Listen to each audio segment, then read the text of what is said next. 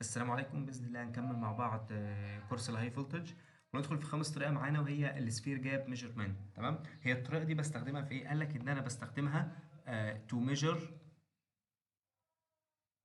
الاي سي والدي سي والامبلس فولتج. تمام، يبقى انا الطريقه دي بقيس بيها الثلاث حاجات دول. طب قال لك ان انا بقيس بعتمد على ايه؟ قال لك ان انا بعتمد على السبيسنج بتوين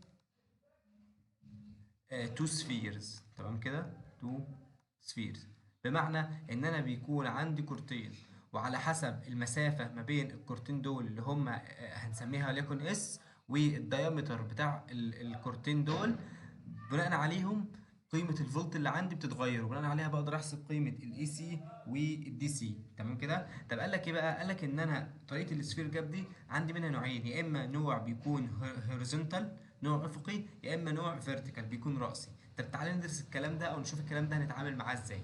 تمام، بالك اول حاجه بالنسبه لعندي، اول حاجه النوع الفيرتيكال. ادي الجهاز عندي بيكون بالشكل ده. الجهاز بالشكل ده بيكون عامل ازاي؟ قال لك ان انا بالنسبه لي بيكون فيه تو سفيرز، ادي الكره الاولى وادي الكره الثانيه. تمام كده، وفي ما بينهم مسافه سميناها اس. طب فكره الجهاز ده ايه؟ قال لك ان انا بسلط جهد عندي على التو سفيرز دول. تمام، وبقعد اقرب في السفير اللي هي اللي تحت دي، لان انا عندي ده موفابل سفير وعندي السفير دي فيكسد. تمام، يبقى ده فيكسد والسفير دي موفابل متحركه. فانا بقعد ان انا عندي جهد معين مسلطه على التو سفيرز دول، وببدا ان انا احرك في السفير دي لحد ما بيحصل بريك داون للهواء اللي في النص. هنا بيحصل تأين للهواء، فساعتها يحصل سبارك اوفر، ان الهواء ده يتأين ويمر فيه تيار. تمام، فساعتها هقدر اقيس برضو الجهد ازاي. قال لك ان انا بيبقى عندي فيه ستاندرد تيبلز، جداول كده معينه بتقول لك ان انا كل ديستانس معينه بيبقى لها قيمه جهد معينه. بمعنى تلاقيه بيقول لك ان انا لكل 1 سنتيمتر بيديني 30 كيلو فولت. فهي الفكره في ايه بقى؟ ان انا دلوقتي مسلط جهد عندي، وببدا ان انا احرك السفير اللي تحتي، ابدا اقربها من السفير اللي فوق لحد ما يحصل بريك داون.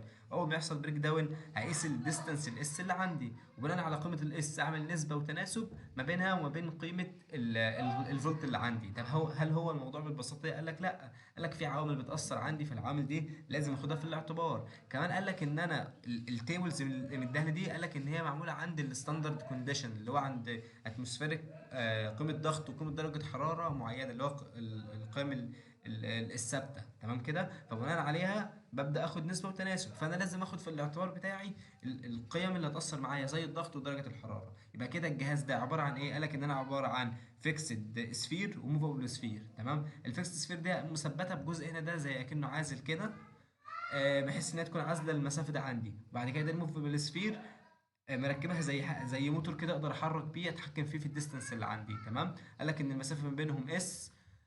كمان ان انا عندي الدايمتر بتاع كل سفير سميته دي، وده جزء الهاي فولتج. تمام كده. طب ايه المسافات اللي هو حاططها لي دي؟ قال لك ان انا السبورت اللي هنا مثلا، قال لك ان هو لازم الدايمتر بتاعه يكون اقل من النص. طب قال لك المسافه هنا لازم تكون اقل من 2 دي، اللي هو ضعف الدايمتر. طب المسافه اللي هنا اقل من 1.5 دي. طب القيم دي جايه بناء على ايه؟ قال لك ان القيم دي جايه بالتجربه. هي الفكره عندي كلها، انا دلوقتي عندي توسفير عاوز اعمل حواليهم يونيفورم الكتريك فيلد. تمام كده، مجال كهربي منتظم، وبناء عليها ببدا اسلط جهد عندي واقرب التوسفيرز من بعض لحد ما يحصل السبارك اوفر. فانا بدات ان انا اقيس المسافات اللي عندنا والدايمتر بتاع السفير والديستانس بتاع السبيسنج اصلا ما بين التو سفيرز دي، عشان اطلع بقيم ستاندر اقدر اقارن بيهم الجدول اللي احنا عملناه ده اصلا. تمام كده. طب من هي البي ده؟ قال لك ان البي ده الراديوس او المسافه بتاع السفير الخارجيه دي.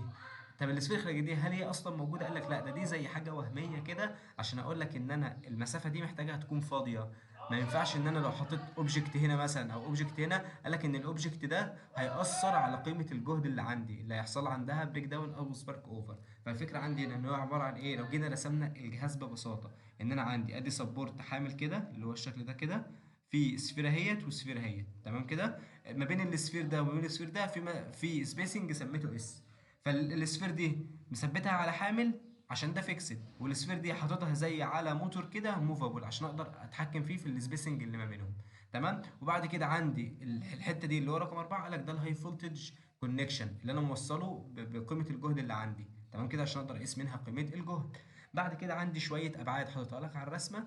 وبعد كده اخر حاجه اللي هي المسافه بي قال لك ان هي ديت الهواء اللي انا هفرضه هنا، اللي هو الحته دي لازم تكون فاضيه عشان اقدر ان انا ايه اعمل يونيفورم الكتريك فيلد. تمام. فانا رسمه الجهاز مهم عندي، ان هو ممكن يجي في الامتحان يقول لك ارسم لي السفير جاب ميجرمنت ميثود الفيرتيكال ارينجمنت، او ان هو ممكن يقدر يجي يقول لي ارسم لي الهوريزونتال ارينجمنت. هلاقي ان جيت في الهوريزونتال الموضوع نفس الفكره برضه، عندي تو سفير، ادي ده الجزء الثابت وادي ده الجزء المتحرك، ابدا اغير فيه على حسب قيمه السبيسنج ما بينهم الاس، ابدا ان انا يحصل عندي سبارك اوفر. تمام. وطبعا ده البي اللي هي السفير اللي بره او السيركل اللي بره، عشان ديت المسافه اللي ما ينفعش اي حاجه تبقى موجوده جوه هنا عشان ما تاثرش على قيمه الفولت. يعني انا لو في عندي اوبجكت هنا وفي عندي اوبجكت هنا، هلاقي ان الاوبجكت ده هياثر على القيمه اللي هيحصل عندها سبارك اوفر، لكن القيمه دي لا، هنا ده مش هتاثر معايا. تمام كده. فده كده الجهاز اللي عندي في حاله الفيرتيكال، وده الجهاز في حاله الهوريزونتال. تمام. قال لك ان انا في شويه حاجات المفروض ان انا احطهم في الاعتبار عندي وانا بعمل الطريقه دي، اللي هي ايه؟ قال لك اول حاجه ان انا السفيرز اللي عندي، الكار اللي عندي اللي بستخدمها ديت، الموضوع مش جاي كده. قال لك ان هو بالتجربه، فهو ليه قيم معينه. فانا عندي الدايمتر بتاعها بتاع السفير قال لك اللي هو ليه قيم ستاندر، قيم ستاندر اللي هي كام؟ 2، 5، 6 وربع، 10، 12 ونص. طب القيم دي جايه بناء على ايه؟ قلت ان هي جايه بناء على التجربه والقيم اللي فرضناها، منها عملنا الستاندرد تيبلز اللي بنجيب منها قيم الجهد. تمام. قال لك كمان في حاجه، ان انا في حته الهاي فولتج سايز، الهاي فولتج كونكشن ده، قال لك ان انا بوصل ريزيستنس عشان ان هي تعمل لي ليميت للكرنت لما يحصل عندي سبارك اوفر. كمان في حاجه قال لك ان انا عندي الريشيو ما بين الاس على الدي، قال لك اللي هي ايه؟ يجب اللي هو شوت تكون بي ليس ذان نص. تمام. شوت بي ليس ذان نص. يعني انا لما اجيب النسب، القيم والابعاد اللي جابها دول، قال لك ان انا اجيب من التجربه وكده، قال لك ان النسبه بين الاس على دي يعني المفروض ان هي تكون اقل من النص. يعني دي حاجات لازم اخدها في الاعتبار وانا بعمل التجربه بتاعتي. تمام كده. طب نيجي لتاني حاجه معانا ممكن تتسال في الميثود دي، ان هو بيقول لك ايه هي العوامل اللي بتاثر على قيمه الجهد عندي في الميثود دي. تعال ندرس بقى الموضوع ده. يبقى انا يقول لك ايه؟ يجي يقول لك الفاكتورز affecting the breakdown voltage of sphere gap of sphere gap. والطريقة دي مهمة جدا وبتتكرر جدا في الامتحانات، وفي نفس الوقت السؤال ده برضو مهم وبيتكرر، وان انا المفروض كل طريقة اكون عارف اتكلم عنها. انا دلوقتي عندي بيقول لك في شوية عوامل بيأثروا لي على قيمة الفولت اللي بيحصل عنده البريك داون. تمام. طب ايه هي الفاكتورز دي؟ قال لك ان هم 5 فاكتورز.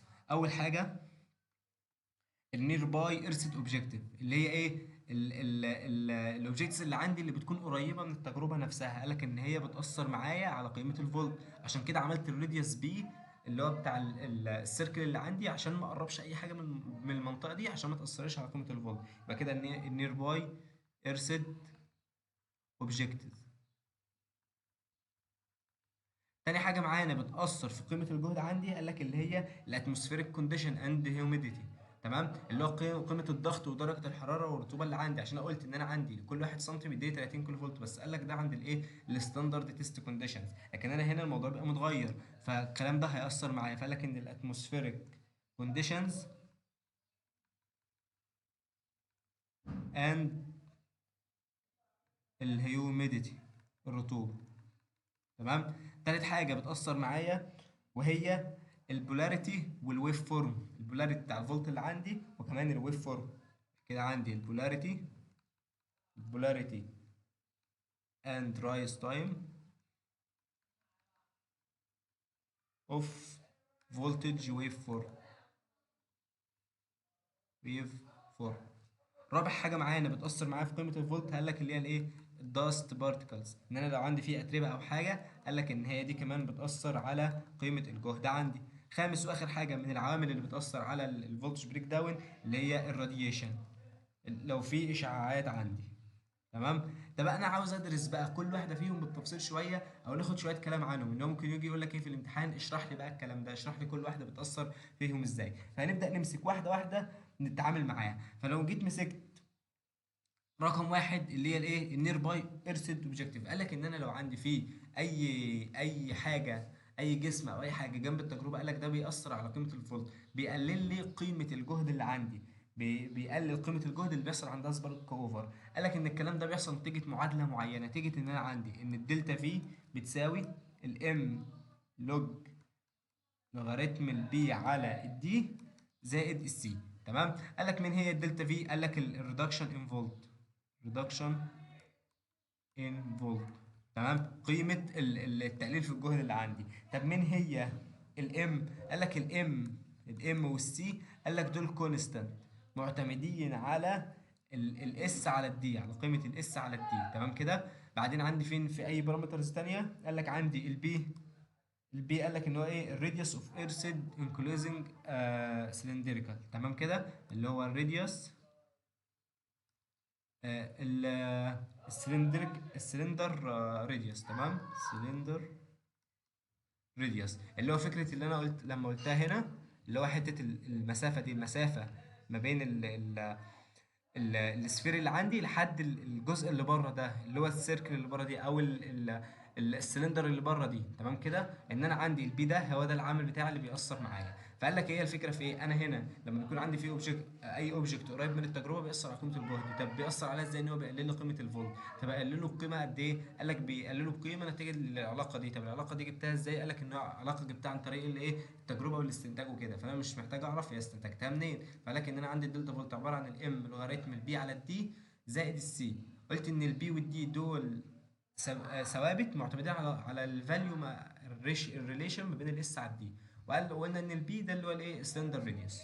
تمام كده. يبقى ده كده اول عامل معانا. تاني عامل معانا رقم اتنين، وهو كان ايه؟ كان الاتموسفيريك كونديشن اند هيوميديتي. تمام كده. قالك ان انا آه البريك داون فولتج اللي عندي، تمام، بيعتمد على الاير دينستي، كثافه الهواء. وقال لك ان هو بيتغير نتيجه تغير درجه الحراره. فبناء عليه قال لك ان انا عندي ان البريك داون فولتج اللي عندي اللي انا محتاج احسبه، قال لك ان البريك داون فولتج ان الفي هتبقى عباره عن الكي في الفي نود. طب مين هي الكي ومين هي الفي نود؟ قال لك ان انا كده عندي ان الفي ده البريك داون فولتج اللي انا عاوز اقيسه، بريك داون فولتج اللي انا عاوز اقيسه عند التمبريتشر والبريشر، عند قيمه ضغط ودرجه حراره. طب مين هي الفي نود؟ قال لك ده البريك داون فولت بس عند اللي هو الستاندرد تيست كونديشنز. الستاندرد تيست كونديشن بتقول ايه؟ بتقول لك ان درجه الحراره بتكون 20 درجه سليزيوس، وان الضغط بيكون 760 تور. تمام كده. فدي القيم بتاعتي. طب مين هو الكي؟ قال لك ده كده كونستانت معتمد على قيم معينه.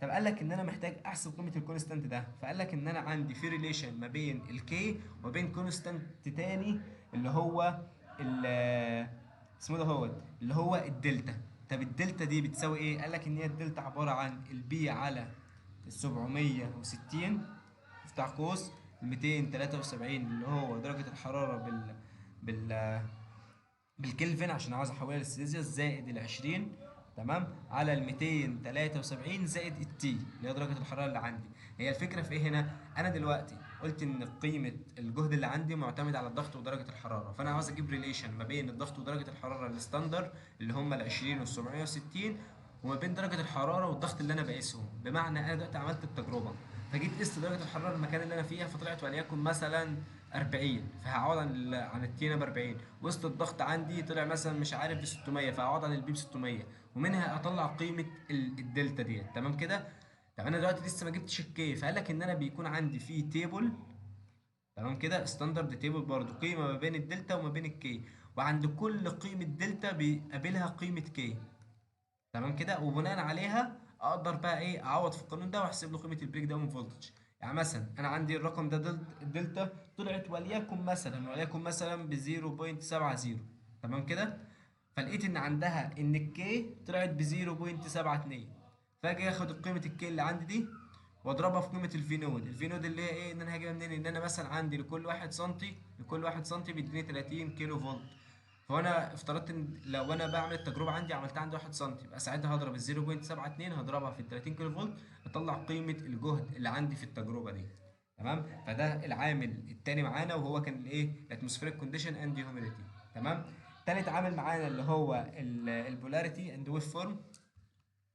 قال لك ان انا عندي تاثير نتيجه البولاريتي والويف فورم. رقم ثلاثة قال لك ده بيأثر معايا. فقال لك ان انا دلوقتي في شويه معلومات كده محتاجين نعرفهم. قال لك اول حاجه ان انا عندي آه ان البريك داون فولتج، تمام، بيكون ديفرنس او ديفرنت مختلف في الثلاث حالات للجهود، في حالة الاي سي وفي حالة الدي سي وفي حالة الامبلس.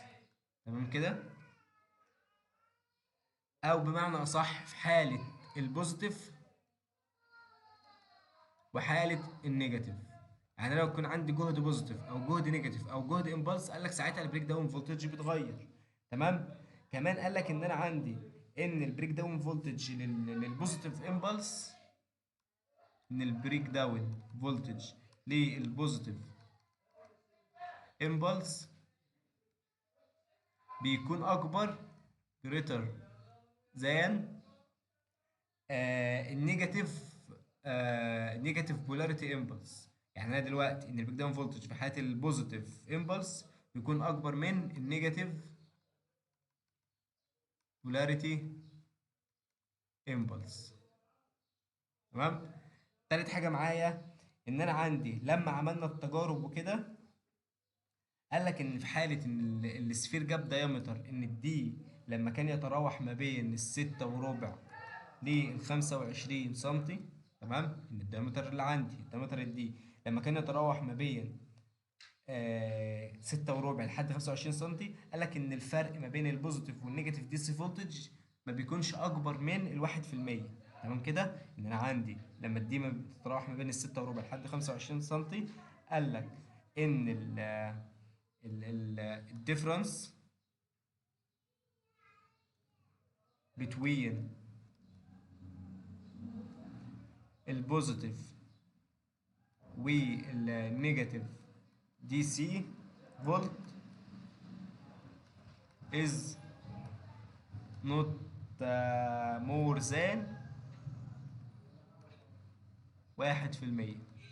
قال لك ان انا لما خليت الدايمتر ما بين 6 وربع لحد 25 سم، قال لك ساعتها بقى في ان انا عندي في البوزيتيف والنيجاتيف دي سي فولت الفرق ما بينهم ما بيزيدش عن 1%.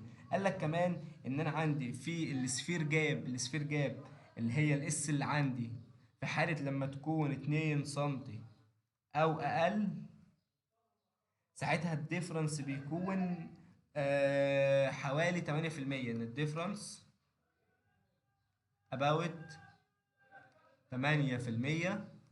تمام كده. في حالة مين؟ between النيجاتيف والبوزيتيف امبلس. يبقى انا كده في حالة لما كانت الاس 2 سم او اقل، الديفرنس في الفرق الجهد عندي بيكون حوالي 8% في حالة البوزيتيف والنيجاتيف امبلس فولتج. تمام كده. يبقى دي كده الحاجات اللي بتأثر معايا على تالت طريقة، اللي هي كانت الايه؟ الافكتيف بولاريتي اند ويف فورم، ان دول بيأثروا معايا. نيجي لرابع طريقة معانا، وكانت اللي هي ايه؟ الافكت اوف داست بارتكلز. ان انا لو عندي فيه اتربة او حاجة. رابع طريقة اللي هي الايه؟ داست بارتكلز. قال لك ان هي كمان بتأثر على قيمة الجهد اللي عندي. وقال لك ان هي بتعمل ايه؟ قال لك ان هي بتعمل اكسلريشن للبريك داون. اكسلريشن فور بريك داون. ان انا عندي قيمه الجهد اللي عندي بيحصل بريك داون بمعنى اصح، او تأين اللي هو اللي عندي في وقت اقل. ده نتيجه التأثير الاتربه اللي عندي. اخر طريقه او اخر حاجه اللي هي كانت الراديشنز، اللي هي الاشعاعات. قال لك ان انا عندي لو في الالترا فايلوت او الاكس راي، قال لك ده بيعمل ايونايزيشن او بيعمل تأين للهواء، كمان بيسرع لي قيمه بيسرع لي حته انه يحصل بريك داون فولتج. اللي هو لو كان عندي الالترا فايلوت او ان انا عندي اكس راي، اشعه الاكس راي. قال لك كل دول بيأثروا كمان على البريك داون فولتج. يبقى انا كده خمس طريقه معانا كانت اللي هو الايه السفير جاب، ان انا عندي حته ان انا عندي تو سفير وبعمل بريك داون، او ان انا بعمل سبارك اوفر ما بين التو سفيرز دول، اللي هو بيحصل تأين للهواء، ومنها اقدر اقيس قيمه الجهد اللي عندي. وبعد كده قلت ان قيمه الجهد ديت معتمده على شويه عوامل، خمس عوامل. فذكرنا الخمس عوامل واتكلمت عن كل عامل منهم بالتفصيل شويه، عشان ده من الاسئله المهمه اللي عندي. تمام. وبقى احنا كده خلصنا الطريقه الخامسه. ندخل في اخر طريقه معانا لقياس الجهد عندي، اللي هي الطريقه رقم 6، اللي كان اسمها ايه؟ قالك اسمها اليونيفورم فيلد الكترود جاب. الكترود جاب. قال لك الطريقه السادسه دي اخر طريقه معانا لقياس الهاي فولتج. تمام. قال لك الطريقه دي هي قريبه من طريقه السفير جاب اللي احنا لسه شارحينها. هي كل الفكره في ايه؟ قال لك ان هو بيجيب اتنين الكترود. تمام كده، ادي بيبقى عندي اتنين الكترود بالشكل ده. نفس الفكره، قال لك ان انا عندي الالكترود ده هلاقيه متعلق في حاجه، وده نفس الفكره متثبت في حاجه هنا، وما في مسافه ما بينهم اس، اللي هو السبيسنج ما بين التو الكترود دول، المسافه ما بينهم اس. وفي نفس الوقت ان كل الكترود ليه دايمتر دي، وبناء على قيمه الدي وقيمه الاس، وان بيبقى في عندي الكتريك فيلد ساعتها، وطبعا الالكتريك فيلد ده بيكون يونيفورم، ساعتها اقدر اقيس قيمه الجهد اللي عندي. فقال لك ان انا من التجارب ومن الاستنتاجات قدرنا ان انا نوصل لمعادله تعبر عن قيمه الجهد دي. فقال لك ان انا عندي المعادله دي عباره عن ايه؟ قال لك ان الفولت عباره عن الاي في الدلتا اس زائد البي في جذر الدلتا اس. طب مين هما دول؟ قال لك ان انا عندي دلوقتي ان الفي ده اللي هو البريك داون فولتج اللي انا عاوز اقيسه، طبعا بالكيلو فولت. تمام كده، ده الفي. ومين هي الاس؟ قلنا ده السبيسنج بتوين التو الكترودز. ومين هي الدلتا؟ قال لك ان ده اللي هو الاير دينستي فاكتور. الاير دينستي فاكتور ده عامل بيسرع قيمه الهواء اللي عندي، فاكتور اللي عندي اللي هنا. تمام كده. طب انا المعادله دي برضو فيها الاي والبي، دول قيمتهم ايه؟ طبعا ديت دلتا في الاس. تمام كده. طب انا دلوقتي عندي الاس ده السبيسنج، الدلتا ايردنسيتي فاكتور، ناقص معايا ايه اللي مجهول؟ ناقص الاي والبي. طب الاي والبي قيمهم هجيبها منين؟ قال لك ان هو من التجربه وكده جه اداني قيم معينه كستاندر اشتغل بيها. فقال لك ان الفي اقدر اقول كده ان هي عباره عن ايه؟ عباره عن 24، ان الاي ب 24.63 في الدلتا اس، زائد البي قال لك ان هي ب 6.72، هو قيم مديها لي اشتغل بيها، اضربها في جذر الدلتا في الاس. يبقى انا كده لو معايا السبيسنج ومعايا الايردنسيتي فاكتور اقدر احسب منها قيمه الفولت اللي عندي. يبقى احنا كده خلصنا الست طرق بتاع الهاي فولتج ميجرمنت، وفي نفس الوقت احنا كده خلصنا شابتر 2 كله، واللي هو الجزء اللي بيشرحه دكتور مصطفى خليل. واحنا كده اللي هو وضحنا كل طريقة ايه اللي مطلوب فيها، ايه الجزء النظري اللي فيها، ايه الشرح اللي فيها، ايه الرسومات اللي فيها، وكمان لو في امثلة شرحناها. تمام. في الديسكربشن بتاع كل فيديو او في كل حاجة بيكون بقى فيه الكلام ده بشكل منظم اكتر. في البي دي اف اللي احنا بنشرح فيه ده في الكلام برضو مكتوب بشكل تنظيمي اكتر وكده. تمام. فكده ده شابتر 2.